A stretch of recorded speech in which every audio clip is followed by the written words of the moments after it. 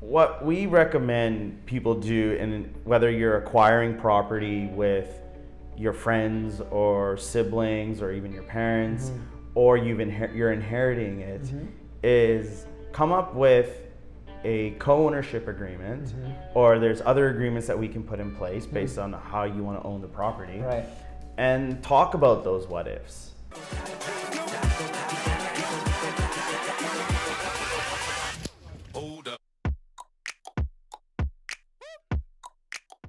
Hey everyone, it's Paul David Eskew from Level Up Mortgages, and I'm here with my good friend Daleep Aujlay from Segev LLP. Glad I pronounced all that properly. And yeah, he's one of the associates here, of course. And we had a talk in Toronto not too long ago about how intertwined what you guys do is with people that are looking at buying investment property, or of course people that are just business owners. So I'm really excited to dive in and learn more about what you do here. First of all, welcome to the show. Thanks for having me. I'm really stoked. Thanks for having me. So we're in this really progressive looking office.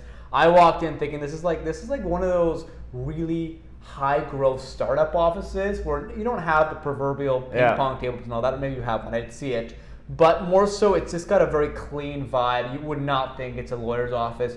Clearly, the brothers that run it and the way you guys do things looks pretty different. Tell us about how you got into the role and what makes the law firm an exciting one and different in the marketplace. Yeah, so I've been here since November of last year. And it's been a great time. We're a little bit different than your standard law firm. And it shows in our clientele. So we have your standard bricks and mortar clientele, your family businesses, and then we also have some quite unique up and coming emerging markets. We have a lawyer that specifically does gaming law and esports. So we kind of have quite a big, wide area of business that we work with, but so it kind of is a little bit of a different feel here.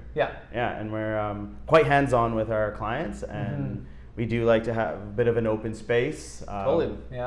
It makes it a little bit easier and more inviting for when we have our clients over, and throw a few social events as well. Yeah, all the e-gamers are probably, a whole different, I guess, look at reality, right? So that's super cool. I love it.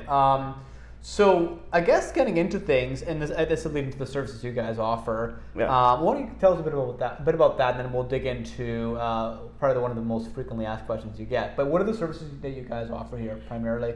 The focuses of law. Yeah, so our main focus is we're a business law firm. Got it.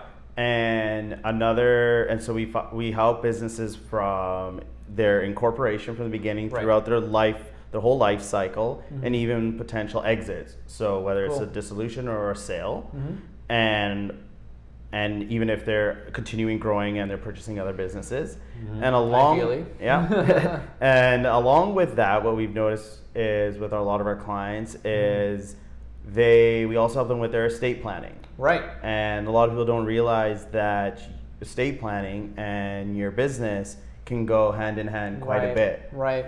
And another area of focus that we do, especially if you're in business and someone who lives in Vancouver, is property. Of course. A lot of businesses are interested in acquiring property, even if it's not their main focus point. Oh, it's a great asset, and Toronto's getting big for that too, obviously. Toronto, Montreal, Vancouver. So we'll have companies that are in a position now that have some cash and have some assets. Instead of maybe leasing, they'll look into acquiring property. So property is a big part of our practice as well. And so that's is that for the purpose of I'm a business owner, if I get a mortgage and buy a property under my kind of corporation, is it for the tax benefits part? Is it more of a practicality side in case, of course, there's a death? What's the angle on acquiring property under your company versus you personally? So there could be liability purposes. So you can purchase a property under a corporation, and therefore that corporation owns that property, and it's not tied into, let's say, what your operating is. And so you separate your asset from some of your potential risk. Right. There can be tax-driven reasons as well. So it's a little bit of a mix of different reasons why you would purchase your property under a corporation as opposed to personally, if you're a business person, or as opposed to if you have a operating business, you may want to purchase your property with a separate corporation, a separate entity, just to keep your assets spread apart as opposed to everything under one roof. Yeah. Makes sense. I love it. A will. Why? When to get a will? Why get a will? Most people probably dread having to do that. I'm sure with the recent pandemic, people have been thinking a bit more deeper about that. Like, what's been your experience? And why get a will as a someone who's especially a prospective homeowner? Yeah. They've got so many things to figure out on the mortgage side, on the the real estate lawyer side, which you guys also do. By the way, right? We do that as well. Like. This seems like another thing onto the list that does not seem as urgent. So what's your response to that? So we tell people generally there's 2 times that you want to get a will. The first time is if you own property. So if you're purchasing property, you want to have a will. Right. The second is if you have young children who are minors. Right. Those are usually your 2 times that you really want to make sure you have a will. Right. The reason with the children, it's not so much the assets, it's more from the guardianship role. If something happens to you and your partner, how will your kids be taken care of and by who? Right. And when it comes to owning property, you want to make sure that that property is owned is owned with you, and let's say you're buying property with your spouse or your partner. In the right manner. There's different ways of owning property, and it's also important then at that time to have an estate that can help deal with your property and your assets going forward. Cool, makes a lot of sense. And we've talked a little bit about estate planning. Yeah. So a lot of people ask me, isn't that just for the wealthy? And I'm sure you get the same question. Yeah. Let's talk about how in reach that is, and again, what I'm guessing a will is part of the estate planning process. Yeah. So let's zoom out and dig more into that. Yeah, so the estate planning can be a multitude of documents and a multitude of items that we sort out. So if you're a individual who, let's say you are a salaried employee, let's say you're not an entrepreneur, things can be a little bit more simpler. Your estate planning may only require a will. Right. It could require what's called a power of attorney. Right. And a power of attorney is essentially a document. People do get confused with power of attorney because of the term attorney in it. Attorney is an American term. It's not really used in Canada. In Canada, we'll use lawyers. In the US, they use attorneys. So a power of attorney, your attorney can actually be anyone. That's an adult. Right. And that individual can make legal and financial decisions on your behalf. So that can be useful if you're elderly and it's really hard for you to go to the bank and you want to do some banking. So you may want to appoint one of your children or all your children or to act as your attorney. It can be also useful if you're younger, but let's say you travel for work and you're out and about and you're in other countries. Or stuck in another country. With COVID, especially if there's a pandemic. And so, a simple example could be is pre-COVID, you listed your property for sale. Right. You're off traveling. This quarantine happens, and you're stuck in Europe, and the sale of your deal is closing. A way to solve that issue would be, let's say you own this property with your partner. He or she, if they're nominated as an attorney, could sign those documents on your behalf. Got it. Otherwise, you have to go through a lot of complications and perhaps finding a lawyer in Europe that you could sign, and it just adds cost. And I haven't been a client in Mexico actually. So, that makes a lot of sense. Yeah. Interesting. So will is a component of it. Yeah. And you've got this example where if you're salaried, as you said, that's probably the main thing. But I guess for the business owners out there, and I guess especially, it seems like estate planning is kind of a strategic part of the way they build their business. Yeah, it can be. Or the foundation, I guess. Yeah, so when we are helping with businesses, they can either be at a phase of where they've already established and they're quite successful at this time, or it can be right at the beginning when a corporation is created. Which most people don't think about. Like, it's not really on the checklist. Incorporate, shareholders agreement. I don't usually see estate planning there. Again, people are like, that's just for the really wealthy people that have something to lose. But you're saying it's for even the foundational people. Yeah. So why is that? The reason for that is, and we tie it into what you just mentioned, the shareholders agreement, which will be surprised. A lot of people, when they start up their business, they will opt out on creating a shareholders agreement. You don't need it. And what a shareholders agreement essentially is let's say you and I are entering into a business together. The shareholders agreement it dictates on how we're going to operate and how we're going to go forward. Right. And in that, it could also include what happens if one of us pass away. So what happens then? So if my will says I'm going to leave all my assets to my partner, I'll use spouse so we're not complicating it with business partner. I'm leaving everything to my spouse. And let's say something happens to me and I pass away and we own 50% each of the shares in this business. Right. All of a sudden now you're in business with my spouse. Right. Who you never really intended on being in business with. True. And like, no offense to her, but you were in business with me. Yeah, and she probably would not want to be coming to like meetings and running it, right? It would just be like a bad memory and just... Exactly. Most spouses, I guess, just kind of hate their spouse's business because that's what steals them away, right? So, exactly. They would also probably not want to have anything to be involved with. Yeah. Okay, yeah. And so this individual my spouse could all of a sudden be could have 50% of the voting shares. It depends on how your corporation was structured. Right. So we will talk to the clients when this can be at incorporation when they're starting their business, or it can happen. Clients will come to us 4, 5, 6, 7 years down the road and then be like, we need a shareholders agreement. So we can do that at that point too. And that's when we'll cover off and we can do the estate planning at each time. And for my personal estate planning, let's say in your personal estate planning, it can be completely private, can be completely different, but we'll talk about how our joint business together, how that will work if something happens to one of us. And so that's where the estate planning ties in with your business and your corporation that you've started. So we each know if something happens to one of us, the company can continue to go forward. And we'll also know that our families will still be taken care of for all the efforts and work we put in to grow our business to this date.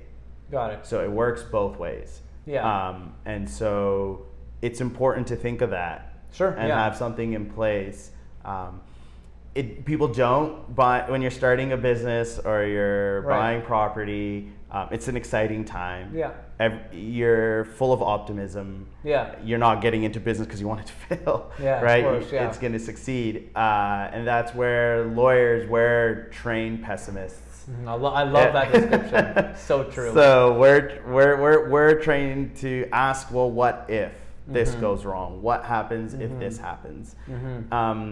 And these are one of the questions we will ask our clients is, have you thought about, in the unfortunate event if something happens, how do things go forward? What happens? And majority of the time the answer is no, we haven't thought of that.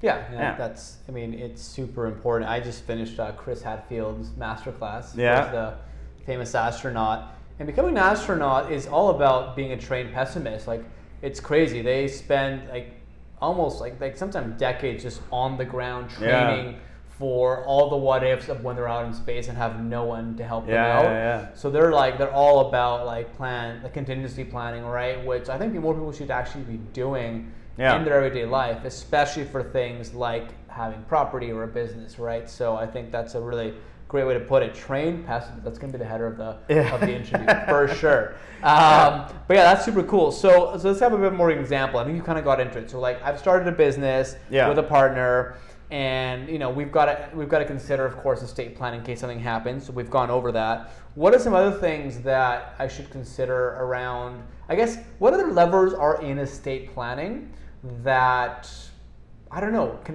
help the business in a different way than just that specific what if. Like, because you told me like just offline that estate planning is the allocation of assets. Yeah. Right? That's right. So is there another kind of angle to things I should think about beyond like, oh, one of us passes away, so then our wife or spouse has, has X control or X amount of power? What other things go into that process, or is that pretty much it? So what goes in that process is in the shareholders agreement or any other agreement is so an example could be is if something happens to me, you would have the right to purchase my shares. Okay. Right. And you could exercise that right. Another tool that we could use there is the company can take out insurance, because if the company is doing well, you may say, well, I don't have that kind of cash, but I still want to continue running this business and make it going forward. So there are other tools and other professionals that we would work with. An estate plan is a team effort. You're going to involve your accountant, you're going to involve your lawyer, and you may even involve your financial advisor or any insurance advisors that are out there. So it takes a bit of a team effort. So when we talk about the estate, just planning, yes, it's an allocation of assets, but when you're looking at it from a business perspective, the succession plan, we're also looking at it, how does this company continue, how does this business continue to keep going forward? So that's how we can structure things as well. And depending on your nature of your business, some assets you may want to allow the estate of the deceased to hold because it may not impact your business much. So a very common strategy that is used and a structure that is used is if you're a business that owns property and you're also operating out of that, we may divide the two so they're actually owned by two different entities. Yeah, it's interesting. And the operating company, using you and I as an example, if something happens to me, you're going to continue operating that business. So you may buy my estate, you may buy my shares out, so you now have 100% ownership. But the other entity that owns our office, that's just a landlord.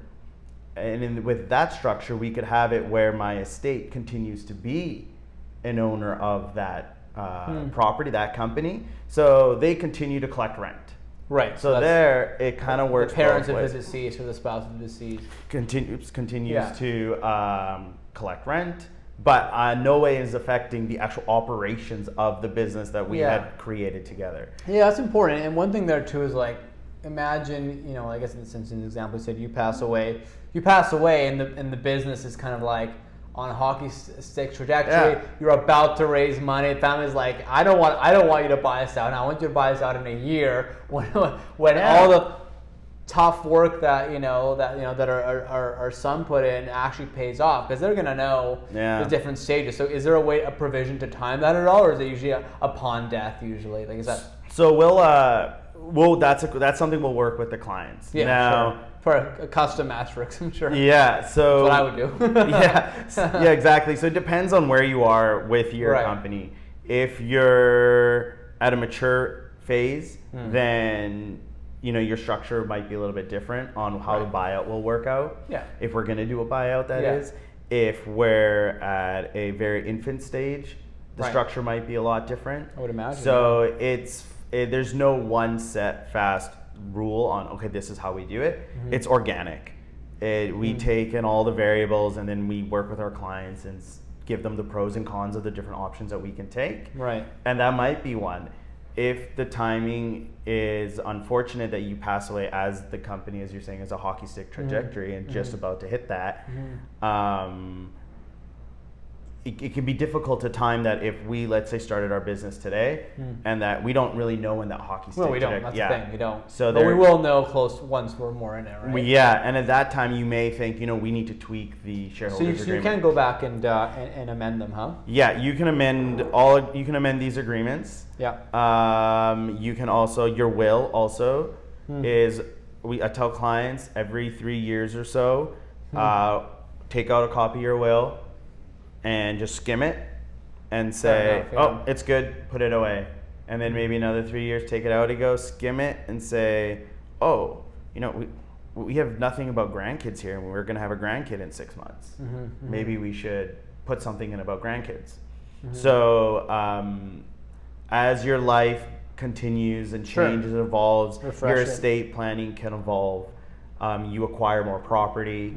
Let's say you buy a cabin, and you buy a place up in Whistler or the Okanagan or Muskoka, and you're thinking, oh, how are we going to deal with this if something happens to us? Right. Do we want our kids to inherit this property? We want it to stay with them, and so they can enjoy it. And that might be all good. But then when you review your will in a few years, does that work if you have a daughter that's now living in California and a son that's living in Europe and another child that's living somewhere else? Right. Are they going to use that cabin that you're saying, I want them to keep and have it forever? It might not be practical anymore. Right. So it continues, or that happens a little later on. The parents pass it off to the kids, right? Yeah. Parents pass away, kids are all living in Toronto or Vancouver, and then they start drifting, and then they start moving to other places, life changes. So just to conclude here, there's a lot of people that are looking to buy investment properties. Especially they come to me on the mortgage side. Hey, like just last night, Derek's like, hey, Paul, I get a place with my brother. We're trying to see if it's worth to have me on the application. How should we split the equity? What does that mean for me, et cetera, et cetera. He didn't ask, oh, well, if I pass away and or if I want to eventually pull out my 10% out, how does that work? So let's talk about an example. People buy an investment property, 3 or 4 people. It could be the Muskoka cabin, Worcester cabin, etc. And I'm sure they don't think about the what if. So what are some what ifs that you see as common threats? So a common what if is, a big one is, what if you move? So what if you're no longer living in an area, which happens? Of course. So that's a big what if. What if there's a change in your finances? Right. So that's another. Those are the 2 big what ifs. What if, and then the other one would be time. Like, what if you own this property up in Whistler, but I'm thinking, I can't go up to Whistler anymore. Like, I just don't have the time. I go up once a year. I own this cabin or this place 1/3 with 2 of my other siblings. Right. But I'm, using it 1 weekend a year. Do I really need this? Do I really need the cost, the property taxes, the maintenance on it? So what we recommend people do, and whether you're acquiring property with your friends or siblings or even your parents, or you're inheriting it, is come up with a co-ownership agreement, or there's other agreements that we can put in place based on how you want to own the property, and talk about those what ifs. So cover those off in your agreements, so when the time happens, so for example, if I'm in here in Vancouver and for whatever reason, because of work, going to move to Toronto, I may not want that Whistler property anymore. And I might need the money to help buy a place in Toronto. So we can cover off what happens and how it happens when a family member or a friend wants out. And we notice that's usually a time of when there's potential for contention and a potential for personal relationships to be tested. Totally, because for example, I'm going back to Toronto, right? And I own a slice of a property, right? And I need the liquidity to have a down payment for another property there. But then where do I get the money? Because my family might be like, well, we don't want to buy you out. We don't have. Maybe they just don't have the money, and plus we don't think you should be, cashing out. They're going to have their bias.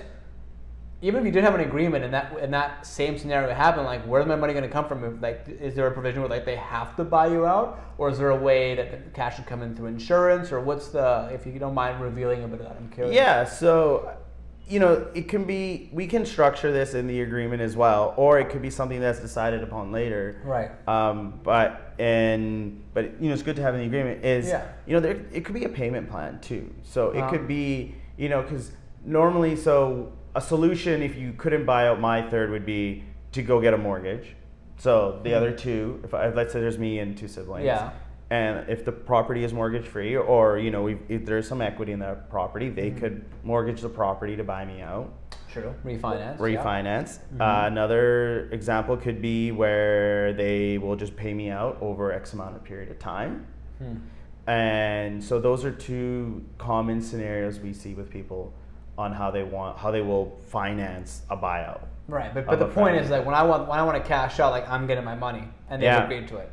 Yeah, so and having an agreement helps, because if there's no agreement and no system in place, then when you come up and say, hey, I want to buy out, then it's a time of confusion. It's why I don't want to deal with this. Sure. I'm busy. I have my own stuff to deal with. I don't need you coming to me and bothering me about this. Right.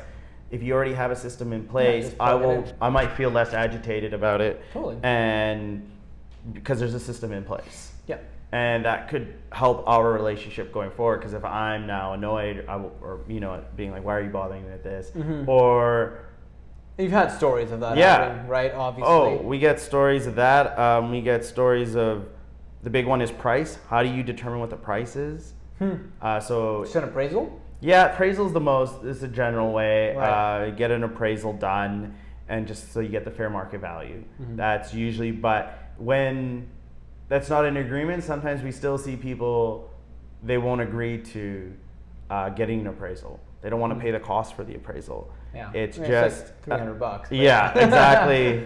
When people are upset, it's like $10. It's an excuse. It's an excuse too, right? And it's an excuse for me, if I'm upset, to just make your life a little bit more difficult. Yeah, fair enough. Yeah, so you want to avoid that. You want to avoid that, and we find if planning in advance on when you're owning property, planning in advance by having your estate planning in place, we see these on a regular basis, just transactionally and moving forward a lot smoother when there is nothing in place. And it ends up costing significantly more money when there's nothing in place. There's nothing to follow, and then that's where when lawyers get involved, if there's nothing in place, we gotta come up with a solution. And it's just a lot similar to what something would be in place, but now it's potentially occurring at a time of contention. Sure. Where more voices in the room. As a point of when everything was being created in a time of cooperation. Right? So and those two different time periods can really affect the whole process. And so if we're buying a place, let's say you and I were getting a place, it would be a good time for us to have a co-ownership agreement. And on that co-ownership agreement, and if it's even if it's a property if we're living there, or if it's investment property, how that's going to work, and we cover everything on that, like how it goes forward, maintenance costs, who shares what, and then we also cover the time of sale and how that's going to be dealt with, or if one person wants to be bought out. So it's important to cover those things now, because we're buying this property, we're working together, of course, as opposed to 10, 15 years down the road, where our whole mentalities have done a 180, and we're not really working together. So now I'm just going to be a little bit more difficult. We just have other people vying for our attention, i.e. family members, right? So that makes sense. And like I'm sure most people are thinking, well, that seems like really expensive, maybe too preventative. Without having to say what your cost is, I mean, the actual structure around making, is it just an hourly? Do you usually see bundles? Like, is it pretty affordable for most people? Like, can it be fairly quick to do? Or it's not that expensive, relatively speaking. With a general estate plan for you, if you have a simple will, we say a simple will for a couple is everything to my partner if he or she survives me, and if not, if we both pass away, then, or one's predeceased me, then everything to my kids. You can get, for a couple, you can get that done in relatively cheap. You're looking at in legal fees. Every firm, every city is different. Sure, of course. But we see prices for that range from like around $1,000. And so it could be a few $100s on either side in legal fees. Nothing. So and and it's we've seen instances where people have tried to save a couple $1,000 over a long period of time. And so per year, it's not that much at all, maybe $100. Yeah, you advertise it. For sure. And it's now costing them tens and tens of thousands of dollars because there was no estate plan in place. And an estate plan is not just, like I said, a will and a power of attorney, which touched on. There's another agreement called the representation agreement, which is more about medical issues, where you nominate someone who can make medical decisions on your behalf when you can't communicate them. Course, But then it's also, we look at your ownership of your properties.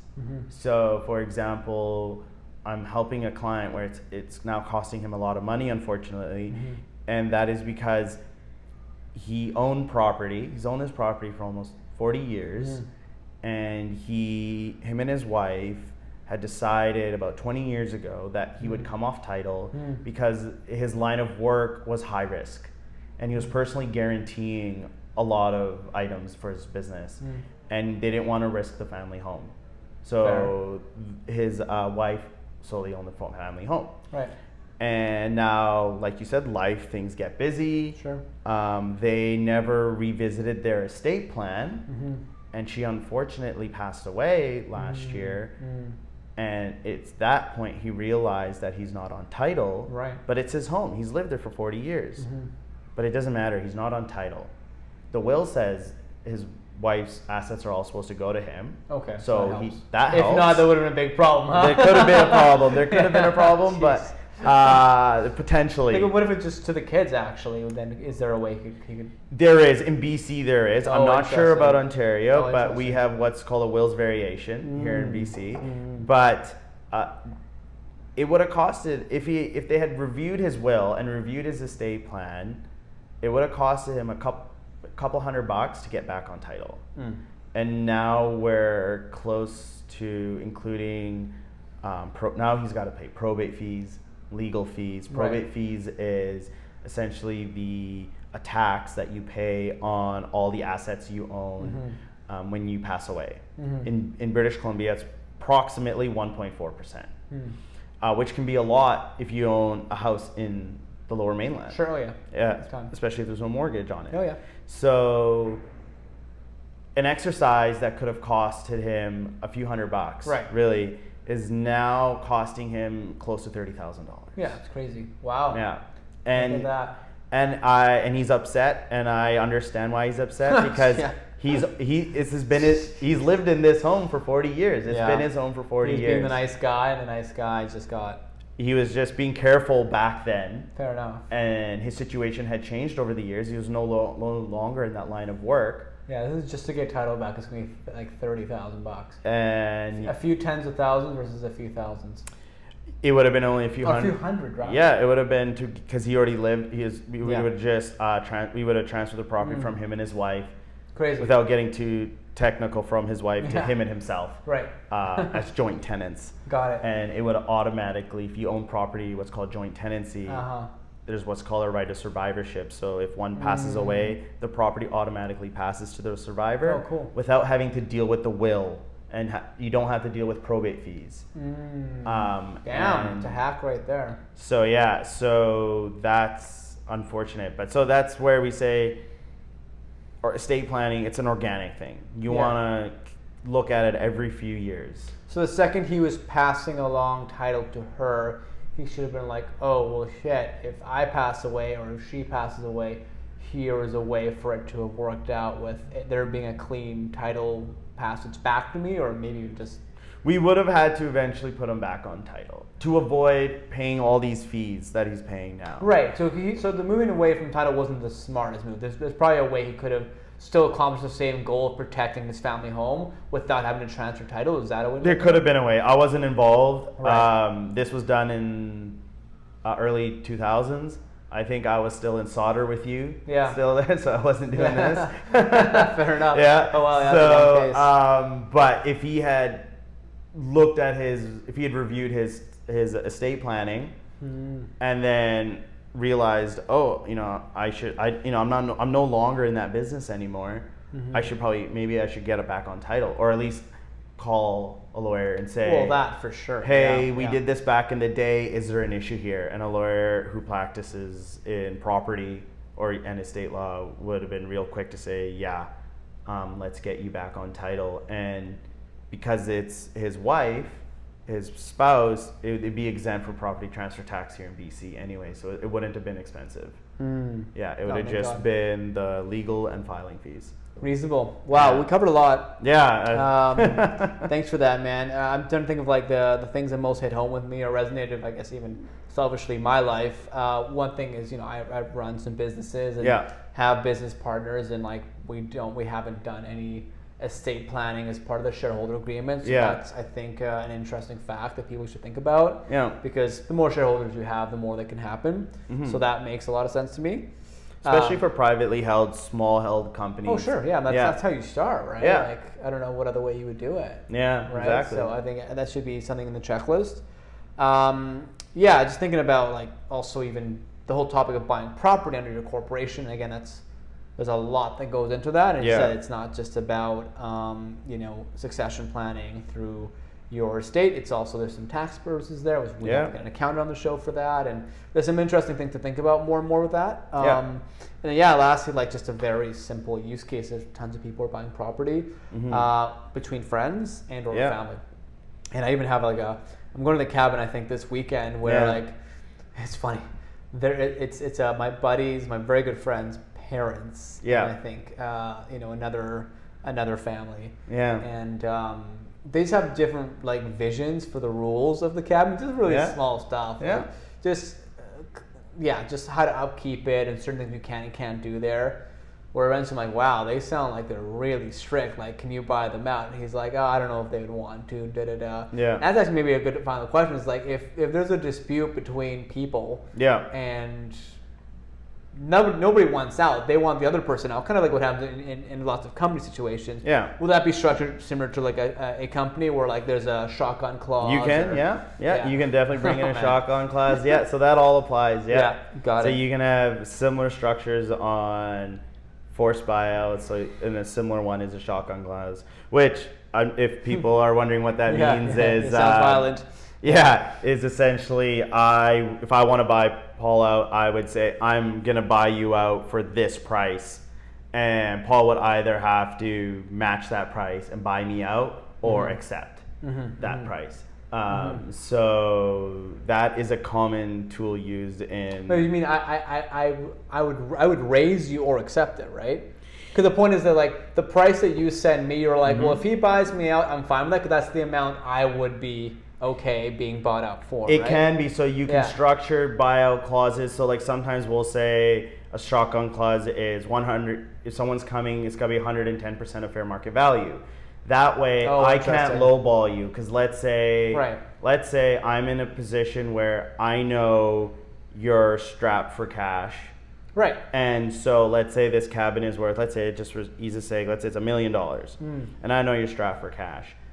And I go, hey Paul, I'm going to buy you out for your half, which so $500,000. I'm going to buy it for $250.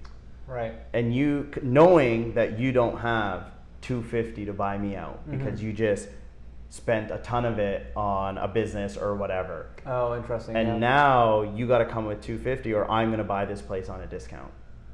So we can structure it to be a little bit more fair and put in other provisions. But if it's a very just generic, loose shotgun clause, there you do fall into that risk of me being a predator. Yeah. And kind of pouncing. So even there, so that's another example that we would talk to our clients about. That do you want just a straight up shotgun clause or should we tweak it in a way? All right, because the trained pessimists have seen a lot of it, right? Not all of it, but they've seen a lot of it. Well, man, that's great, man. Are there any kind of final words or takeaways for the audience that we didn't quite cover as much as you'd like that you want to leave them with? I think we covered quite a bit, but the main takeaway I would say is, if you don't have a will right now or don't have any estate plan in place, it's not for the wealthy. It's important for almost everyone to have something in place. and we did see an uptick during COVID of phone calls coming in with respect to an estate plan. And a common comment was, we've been putting it off for years and we're finally getting around to it. And so I would say, don't put it off. It doesn't take as long as you would think it would. And it can be a simple process depending on the professionals you're working with. Yeah. That's awesome, 100%. Well, yeah, huge takeaway. And how can people get in touch with you? Yeah, so people can get in touch with my office. We're at Segev LLP, that's SEGEV. We're here downtown Vancouver. And yeah, you can just Google us and find our way to our website. Also, I'm sure they can find you personally on LinkedIn. If you want, I can link that to the show notes. Great. Yeah, that'd be great. They want to talk to you directly. And yeah, well, that's great, man. Well, thanks again for everything. For those watching, hopefully you learn a thing or two. And as always, as you go out throughout your daily life, remember to keep leveling up your living. Thanks. Bye-bye. Peace. All right, we're good, man. All right. Good stuff. I hope that went well. Yeah, I think so too. I knocked the mic a couple times. Yeah, so did I actually. I almost knocked the thing over.